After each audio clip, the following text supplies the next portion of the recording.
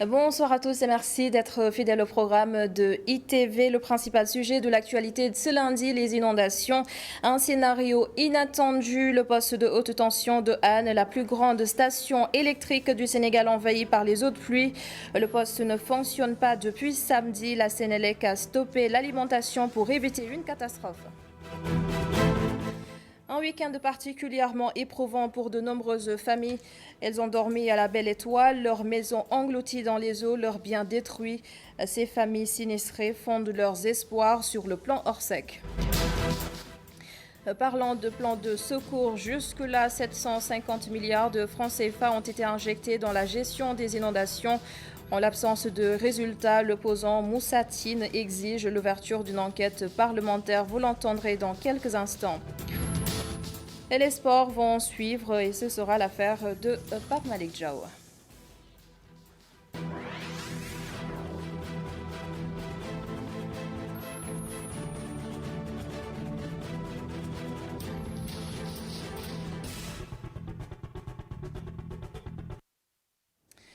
Doit-on avoir peur si l'on sait que la plus grande station électrique du Sénégal est envahie par les eaux?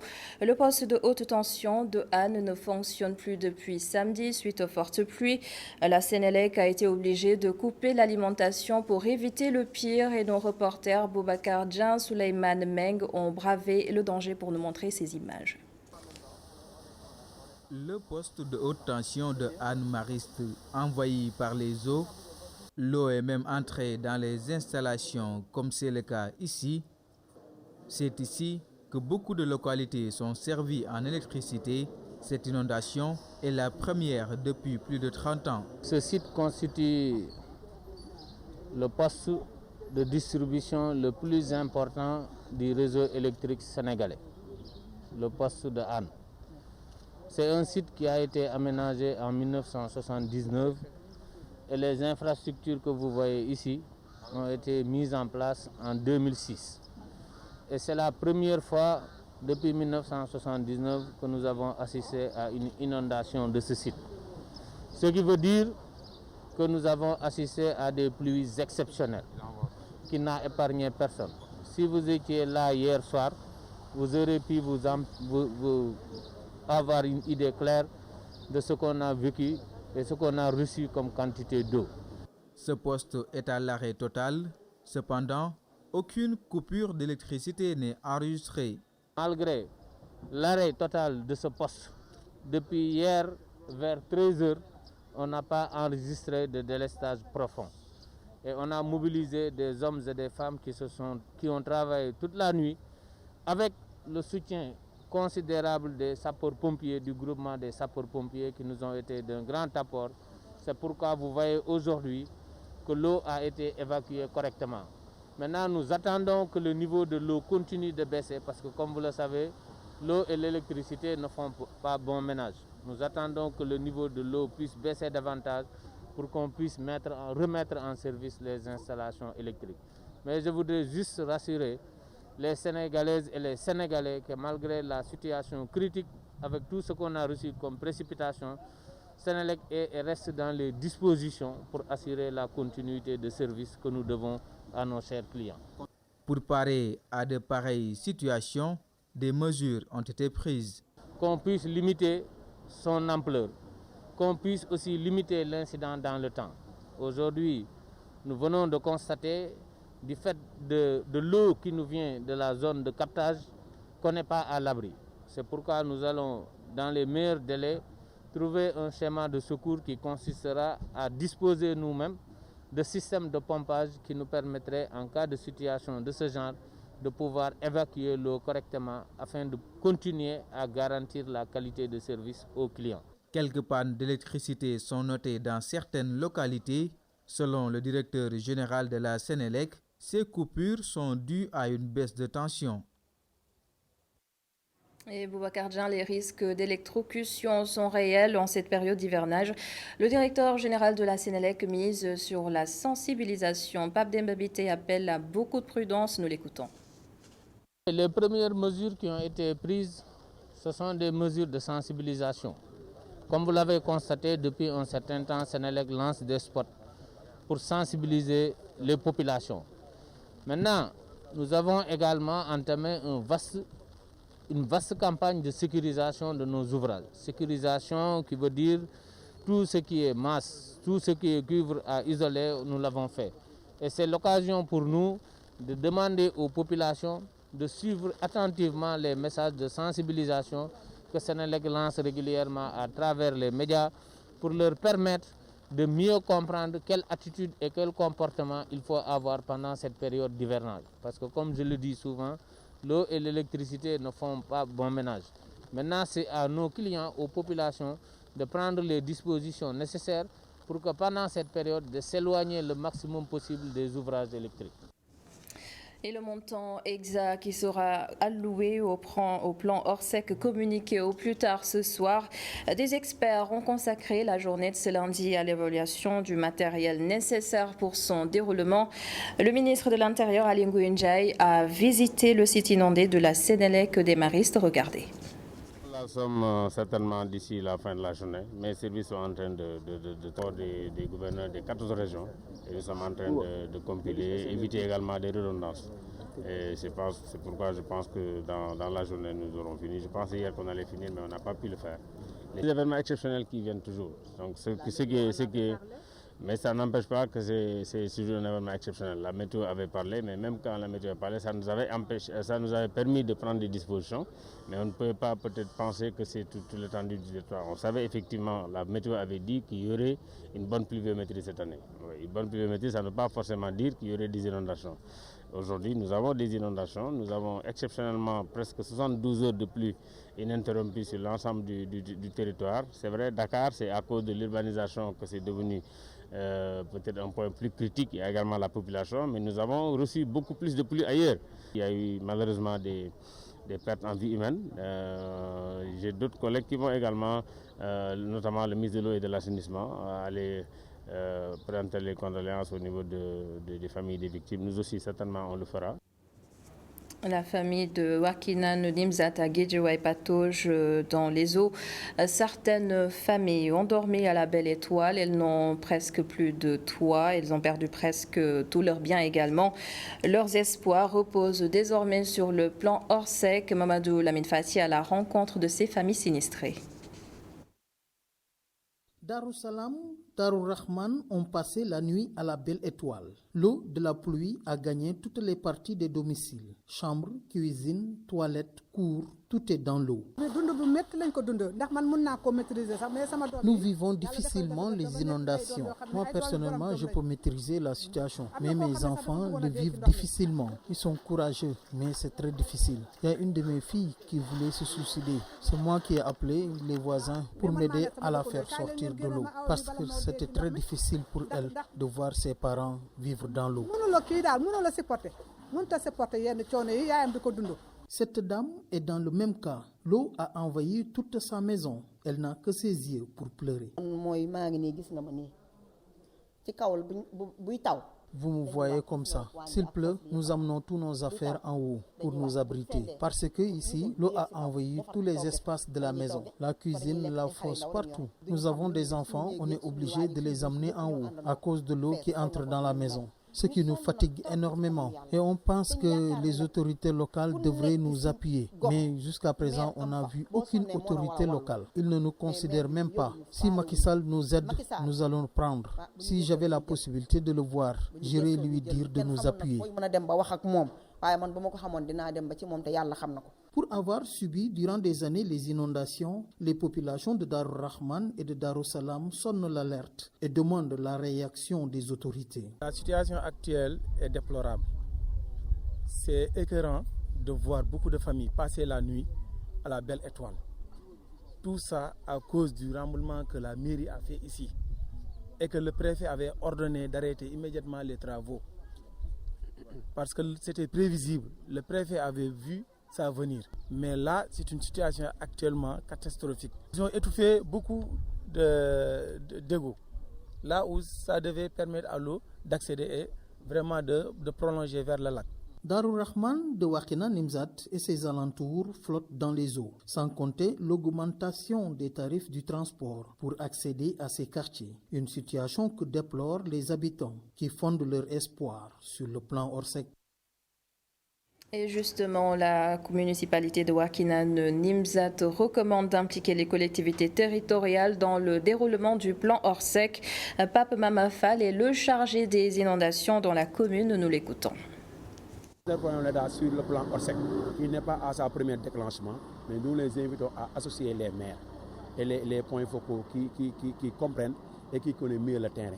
Et qu'il y a des pavages aussi qui ont créé des problèmes dans les différentes cités. Parce que c'est ce qui a causé des problèmes. Il y a des nouvelles cités qui se sont inondées et qui n'ont jamais eu le problème. À Wakhinane, nous avons des quartiers traditionnels qui inondent chaque année, comme Darou Rahman. Mais cette année-ci, on avait commencé des travaux qui ne sont pas achevés parce qu'on avait un peu en incompréhension avec les autorités locales, les autorités administratives. Et que je pense qu'à cette année-ci, ils pourront nous aider à faire ça. Maintenant, pour revenir à Wakhinane Nimzat, c'est possible de faire disparaître l'eau, c'est possible d'assainir Wakhinane, c'est possible. C'est ça que nous interpellons l'État et nous avons le président Macky Sall qui a mis sur l'assainissement plus de 750 milliards et que ces résultats manquent à se faire voir. Et je pense que c'est le moment d'inviter les communes, que chacun présente son plan d'assainissement communal pour que vraiment l'État le prenne en compte. Ce que je crois et ce que j'envisage qu'on fasse, qu'on fait des systèmes d'assainissement pour la commune, parce que c'est possible. On a une lac, on a des canaux à ciel ouvert, on a la mer et on a 3 réseaux d'assainissement dans cette commune. Maintenant, ce que nous prônons et ce que nous voudrions et ce que nous combattons, que Wakhinane sorte de cette situation pour un système de canalisation avec l'État. Vraiment, nous interpellons l'État sur ça. À l'état actuel, peu de quartiers peuvent se targuer d'échapper aux inondations. Les résidents du point E s'étonnent du niveau d'assainissement du quartier. Leur complainte dans ce reportage de Aïssa Toudjak et Seydina Mbaye. Samedi dernier, toutes les rues du quartier point E étaient remplies d'eau après une forte pluie. Une situation qui indispose les habitants qui auparavant ne connaissaient pas d'inondation. Samedi, il y avait beaucoup d'eau. On était trop fatigués. L'eau nous est arrivée jusqu'aux genoux. On ne pouvait même pas sortir car toutes les rues étaient remplies d'eau. Cela n'est jamais arrivé dans ce quartier. Il faut qu'ils revoient leur façon de travailler. Il fallait qu'ils prévoient tout cela.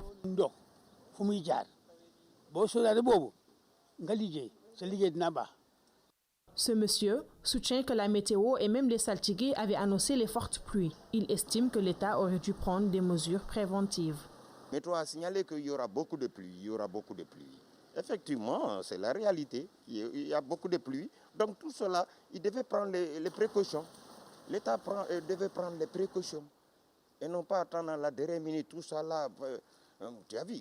Le serpent passe, après tu prends le trajet, c'est là où il a passé. Ça n'a pas de sens. Ce résident confie que cette situation est vraiment déplorable. Mais c'est trop ça. Honnêtement, il y a beaucoup d'eau. Ce n'est pas du tout normal. Il faut que l'État revoie leur façon de travailler. C'est partout dans les rues du point E. Faudrait que la mairie nous vienne en aide. Cette situation est vraiment difficile pour ces habitants. Ces derniers demandent ce que l'État réagisse dans les plus brefs délais. Et il faut des solutions radicales pour lutter définitivement contre les inondations. Les mots du docteur Boubacar Bari, le chercheur à l'IPAR, estime que le Sénégal n'a pas de politique de l'eau cohérente. Il répond à Adam Assar. Il faut prendre des solutions radicales. Il faut changer les choses. Il faut changer la façon de faire. Il y a des aspects institutionnels de la gouvernance de l'eau qu'il faut changer à coup sûr. Éviter la fragmentation du secteur dans différents ministères avec des responsabilités différentes. Faire en sorte que les différentes directions puissent travailler ensemble plutôt que de manière isolée où chaque directeur se croit dans son petit royaume. À mon avis, il n'y a pas une politique de l'eau cohérente. Sinon, on n'aurait pas eu ce problème-là. Il y a quelques mois, j'étais ici, au début de l'hivernage, et j'avais bien dit que j'ai analysé. J'avais reçu les prévisions météorologiques de différentes institutions, dont l'Agrimet, qui est le bras armé du SILS, le bras technique du SILS plutôt, plus d'autres, et que l'hivernage serait bon. On allait avoir un hivernage normal. Alors quand j'entends aujourd'hui qu'on a un hivernage exceptionnel, c'est la normale qui est devenue exceptionnelle. Là, ça prouve que les gens n'ont jamais prêté attention à ça. La réalité, et il faut se la dire, de manière claire et nette, gouverner, c'est prévoir. Et les gens n'ont rien prévu. C'est ça le problème. Maintenant, ils sont rattrapés par les événements. et ils essaient d'agir avec des plans de ceci, plans de cela. Non, il faut régler définitivement le problème. C'est possible. Il y a des solutions. L'aménagement du territoire est aussi un facteur à prendre en compte. Le géologue environnementaliste Pape Goumbalo attire les attentions sur cet aspect. Le voici. En définitive, elle n'existe jamais parce qu'une solution, elle s'adapte au contexte dans lequel on travaille. Et on sait qu'on est dans un contexte de changement climatique, de variabilité climatique. Et il faut tenir compte de cette variabilité pour aller voir un peu quels sont les problèmes à venir, quels sont les problèmes actuels, et mettre en place une stratégie. Et quand je parle de stratégie, il y a plusieurs programmes qui sont à mettre en cohérence. Il y a le programme d'assainissement, il y a le programme de construction, il y a le programme des infrastructures, tout un ensemble de programmes. Aujourd'hui, vous voyez qu'il y a le TER, le BRT, et beaucoup de choses. Il y a des plans d'aménagement, Diamniadio, Lagrose. Tout ça se met dans un cadre naturel où il y a des cours d'eau. Et ces cours d'eau-là, on est sûr qu'avec les changements climatiques, certaines rivières, certains lacs vont revenir. Maintenant, tout ce qu'on va faire pour éviter les inondations, c'est qu'on mette tout ça dans le même paquet et qu'on mette ensemble une stratégie. Mais une stratégie qui parte de la nature. Parce que la nature a toujours raison sur nous. Si vous mettez devant un cours d'eau, ce cours d'eau-là va passer sur vous. Si vous mettez sur une zone qui est inondable, vous aurez des inondations. Si vous mettez dans une cuvette, vous construisez, un jour ou l'autre, l'eau va venir et vous allez demander de sortir. Surtout, car vous n'aurez pas construit en tenant compte qu'il y a de l'eau, les murs vont tomber, les murs vont se fissurer. Et donc, il faut mettre en place une stratégie qui tienne compte des changements climatiques, de la nature et des besoins de développement que nous avons dans ce pays-là. 750 milliards de francs CFA jusque-là injectés dans la gestion des inondations au Sénégal, mais toujours pas de solution définitive. L'opposant Moussa Tine exige l'ouverture d'une enquête parlementaire. Selon lui, Macky Sall doit rendre compte aux Sénégalais. Les précisions de Bigui Maram Ndiaye. De Dakar à Sokone, en passant par Sébikotane, Kaffrine, entre autres, les populations souffrent à cause des eaux pluviales. Pourtant, plus de 750 milliards ont été dépensés depuis l'arrivée du président Macky Sall au pouvoir, suffisant pour que Moussa Tine, leader du parti de l'Alliance démocratique Pencho, réclame des explications sur l'utilisation efficiente de ce fonds. C'est à la fois le rôle de l'Assemblée nationale. Je pense que l'Assemblée a des mécanismes aujourd'hui pour arriver à éclaircir cette manne financière qui sont d'ailleurs lourds dans la tête des Sénégalais, dans l'oreille des Sénégalais. Mais la deuxième chose aussi, c'est que le président de la République ne peut pas simplement se limiter à un mécontentement manifesté au niveau du Conseil des ministres. C'est au président de la République aujourd'hui, qui a été d'abord élu pour ça, qui a le pouvoir de sanction, mais qui a aussi la responsabilité de conduire la politique de la nation, d'abord de prendre les dispositions qu'il faut pour éclairer les Sénégalais, voir dans quelle mesure et comment cet argent a été utilisé, et le cas échéant, s'il y avait besoin, de prendre les sanctions qu'il faut. Avant le plan décennal du président Macky Sall, le président Abdoulaye Wade avait aussi son plan contre les inondations, ce que dénonce l'opposant membre de la coalition Taxawu Sénégal. Le régime qui arrive met en place un nouveau plan. Nous sommes quand même dans une république, un État qui se respecte, il doit y avoir toujours une continuité. Il faut qu'on arrête de faire des programmes et projets financés par le budget de l'État, des slogans politiques. La première chose. La deuxième chose, c'est que je pense qu'il y a une obligation aujourd'hui d'éclairer la lanterne des Sénégalais. Moussa Tine n'oublie pas aussi les citoyens. Ils sont aussi responsables de la situation actuelle, selon lui. Demain, vous allez voir les politiciens aller distribuer du riz et autres au niveau des populations. Aux prochaines élections, on donnera 2000 francs, un t-shirt à des Sénégalais qui vont oublier tout ce qu'ils ont vécu pendant les 4-5 dernières années pour aller voter pour le régime qui est en place. Je pense que nous avons tous effectivement une responsabilité citoyenne de sanctions positives ou de sanctions négatives. Nous ne pouvons pas réduire justement la marche de ce pays-là à des gestions d'intérêts personnels et souvent ponctuelles. Ces citoyens vont-ils prendre leurs responsabilités? En tout cas, ils souffrent sous les eaux. Moussatine, leader du parti de l'Alliance démocratique Pencho, s'est aussi prononcé sur le débat sur un éventuel troisième report des élections locales. Il s'y oppose tout simplement, évoquant une clause juridique sans commentaire. Juridiquement, c'est imposé, mais il faut quand même dire que les élections sont déjà reportées. De fait, il faut quand même qu'on se dise, regardez vraiment le calendrier, et vous allez vous rendre compte que nous sommes obligés d'aller aujourd'hui vers un autre report. Ce n'est pas le premier, c'est peut-être le deuxième ou le troisième report justement des élections locales.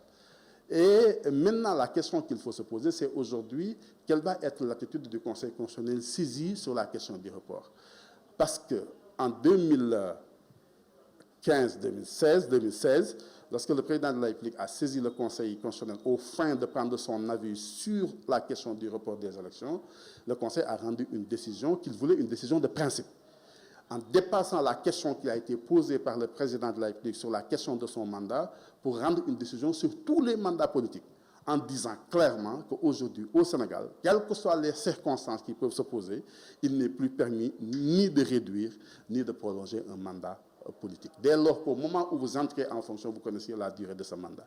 Ça, c'est dans la décision du Conseil constitutionnel. Donc aujourd'hui, selon le Conseil constitutionnel, il est interdit, totalement interdit de procéder à des reports d'élections au Sénégal. Alors que les inondations cristallisent toutes les attentions, le coronavirus a fait un mort, 27 nouvelles contaminations ce lundi. 1052 tests ont été réalisés, 115 patients déclarés guéris, mais 36 sont encore dans un état grave. Et dans le reste de l'actualité, cette réunion interministérielle ce lundi consacrée à la relance du tourisme, le gouvernement a enclenché le processus avec la prise de décision majeure, l'essentiel de cette réunion avec Adam Assar. Relancer le secteur touristique fortement impacté par la pandémie de Covid-19, c'est l'objectif de l'État du Sénégal. À l'issue de cette réunion interministérielle, plusieurs décisions ont été prises. Nous avons pris un certain nombre de décisions. Si je prends l'exemple aujourd'hui du ministère de l'Hygiène publique, il y a ce qu'on peut appeler un plan Marshall de la salubrité des sites touristiques. L'UCG a reçu instruction, par exemple, de pouvoir nettoyer les sites touristiques. Mon collègue de l'environnement parle tout à l'heure du programme Zéro déchet plastique également dans les communes. Donc cela veut dire simplement que chaque ministère a donné des actions extrêmement fortes pour que nous puissions travailler ensemble. C'est l'événement, le calendrier national des événements culturels avec le ministère en charge de la culture. C'est le recensement de tout le patrimoine. Dans cette relance du secteur touristique, les collectivités territoriales vont jouer un rôle important. Le tourisme joue un rôle extrêmement important. Mais qui dit tourisme parle aussi de territoire. Le tourisme se passe dans les territoires, dans les départements, dans les communes. C'est la raison pour laquelle la mise en œuvre de cette importante politique de développement touristique ne peut se faire sans l'implication des maires et des présidents de conseil départemental. Autre maillon important dans le développement du secteur touristique, les parcs nationaux. Le ministère de l'Environnement et du Développement durable estime que son département dispose d'énormes potentialités. Vous savez tous que le Sénégal dispose de 5 sites classés patrimoine mondial de l'UNESCO, dont certains sont sous la responsabilité du ministère de l'Environnement et du Développement durable, notamment le parc national du Nyokolokoba, le parc de Djoudj et les îles, le delta du Saloum. Donc, à l'instar des autres pays du monde, le tourisme sénégalais vit des moments difficiles à cause de la pandémie du coronavirus. Ainsi, pour sa relance, l'État compte mobiliser l'ensemble des sites touristiques pour vendre la destination Sénégal. Adam Assar, vendre la destination Sénégal. Le rapport français Maître Gims revient à Dakar pour y tourner son prochain clip. Il est déjà là avec quelques membres du groupe Section d'Assaut pour nouer un partenariat avec Kiren. Et nous allons à ce propos écouter le directeur général du groupe Kiren, Alexandre Alcantara, au micro de Abdurrahman Li. C'est Gims qui nous rejoint aujourd'hui. Vous le savez, il a débarqué au Sénégal. Il est arrivé tout à l'heure. Nous sommes hyper heureux de l'accueillir. Il est arrivé aux alentours de 15h, 16h. Il est venu directement à l'usine. On avait prévu effectivement qu'il vienne nous rendre visite. On l'a accueilli. Il était intéressant qu'il le vienne. Il est venu voir notre joyau qui est Kiren. C'est hyper réconfortant pour nous de savoir que justement L'une des raisons pour laquelle Gims est venu ici, c'est aussi parce que nous sommes extrêmement préoccupés et en tout cas intéressés par les accompagnements musicaux. Nous avons eu à accompagner Gims sur certains de ses concerts, mais surtout nous sommes en train de développer beaucoup de partenariats avec nos chanteurs, nos grandes stars locales. Nous avons des projets extrêmement forts à l'encontre de nos stars locales, donc c'est bien montrer à quel point nous sommes ancrés dans le domaine de la musique. Vous le savez, Gims a une panoplie de chansons qui intéressent tous nos cibles que sont les jeunes et les un peu moins jeunes. Moi-même, je suis un fan de Gims et il est intéressant aussi de savoir qu'il est venu directement ici et on en est très fiers. Gims est venu ici pour une tournée, il est venu, pour une tournée, mais pour pouvoir tourner un clip. Donc nous sommes à ses côtés, nous l'encadrons, nous sommes partenaires de Gims. Nous avons des contacts extrêmement étroits avec son team management. Barak, que vous connaissez maintenant, Barak qui est un homme d'ici, mais fait partie de son team. Et on a eu à tisser des liens très forts avec donc Barak et de fait donc Gims. C'est la raison pour laquelle aujourd'hui Gims est passé chez nous.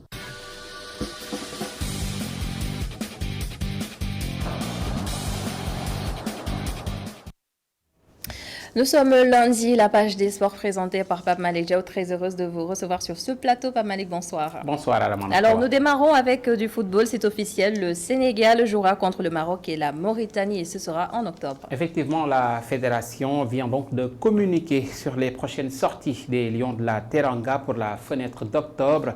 L'instance confirme la rencontre amicale d'abord face à la Mauritanie et ensuite face au Maroc.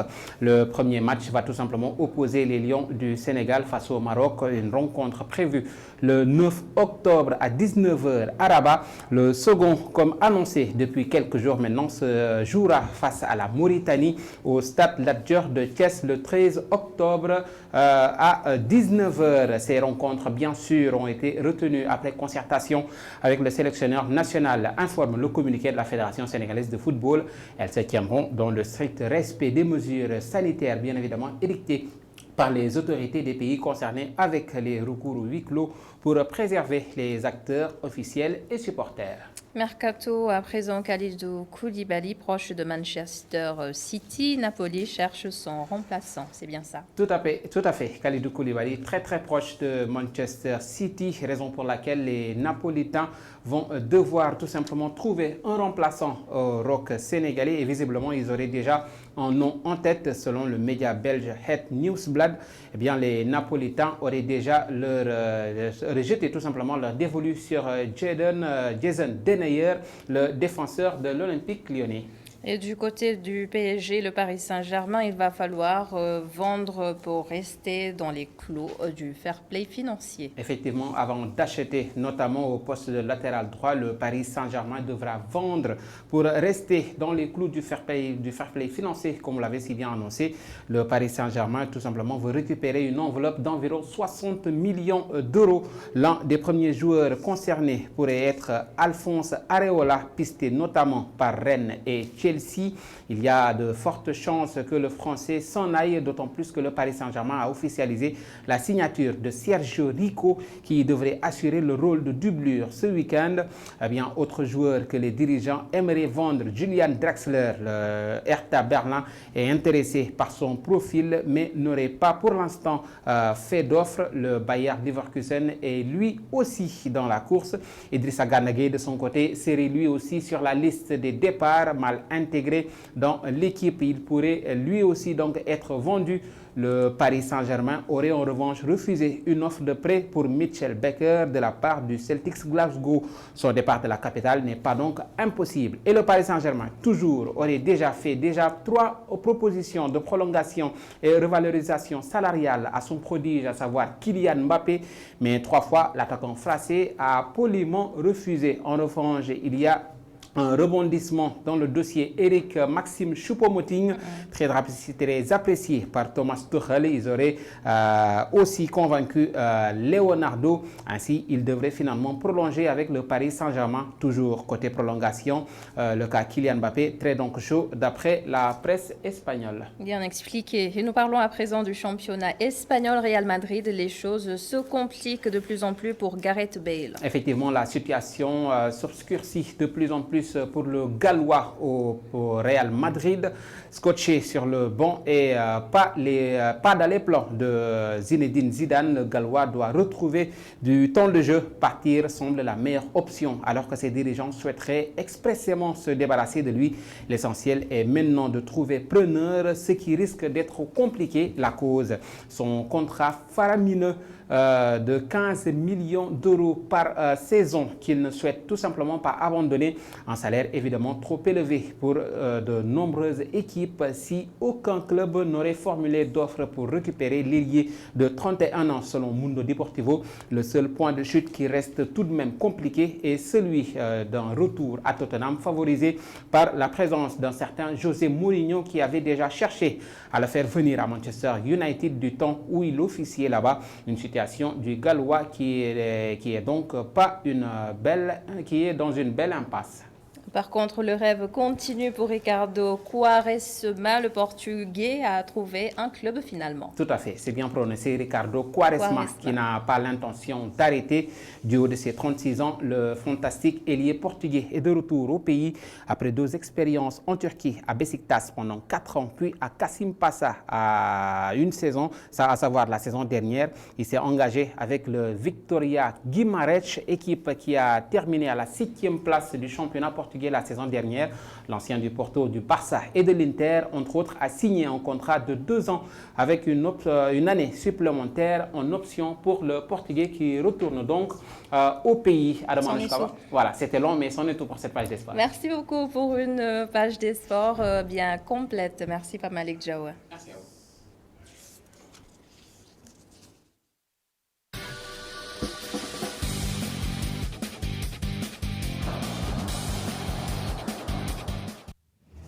Et c'est la fin de ce journal. Merci de l'avoir suivi. Merci à toute l'équipe de la régie. Restez avec nous dans un court instant. Khalifa Diarate revient pour la suite de la Total Bloc d'informations et j'aurai le plaisir de vous retrouver demain à la même heure, 19h45 pour un autre journal. Bonsoir.